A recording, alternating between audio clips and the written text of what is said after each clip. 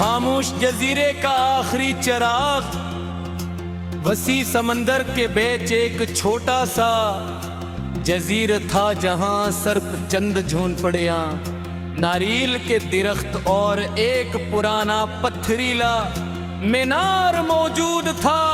चारों तरफ नीला पानी फैला रहता और दूर अफक पर आसमान और समंदर एक दूसरे में घरते हुए दिखाई देते।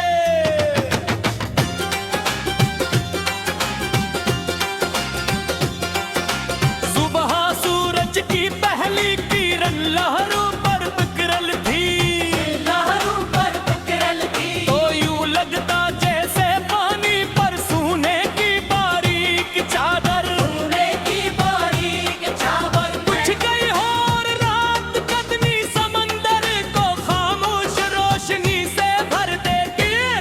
इसी जजीरे पर एक बुजुर्ग शख्स रहता था जिसे सब बाबा यूसुफ कहते थे। उसकी जिम्मेदारी हर शाम मीनार के चिराग को रोशन करना थी। वो बरसों से यही काम कर रहा था।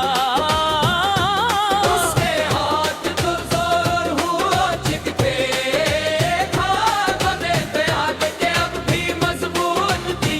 वो सूरज गुरूब होने से पहले सिरिया छोड़ता, शीशा साफ करता, तेल भरता और फिर चुराग जला देता।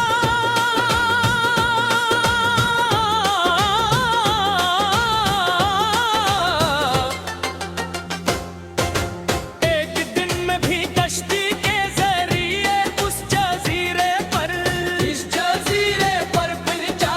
समंदर पुरसकून था और हवा में नमकीन खुशबू रची हुई थी। मैंने बाबा यूसुफ को सलाम किया। इन्होंने मुस्कुरा कर जवाब दिया और मुझे मीनार के सामान क्या लिया। कुछ देर तक हम दोनों खामोशी से लहरों उठा गए तेरा है। फिर मैंने पूछा इतनी उम्र में भी ये काम क्यों करते हैं। उन्होंने समंदर की तरफ इशारा करते हुए आसमदारियां इंसान नहीं छोड़ता, वक्त भी नहीं छीन नहीं सकता।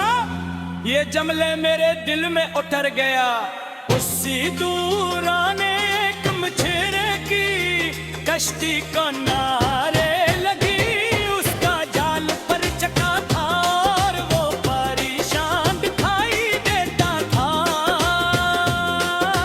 बाबा यूसुफ ने अपनी पुरानी सुई और धागा निकाला और खामोशी से जाल सीना शुरू कर दिया। मैंने पूछा आपने इसकी मदद क्यों की। वो मुस्कुरा कर बोले जो हाथ दूसरों के काम आई वो कभी बोर नहीं होते, वो कभी बोर नहीं होते।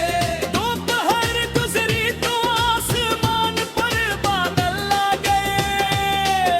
समंदर की लहरें बुलंद होने लगी।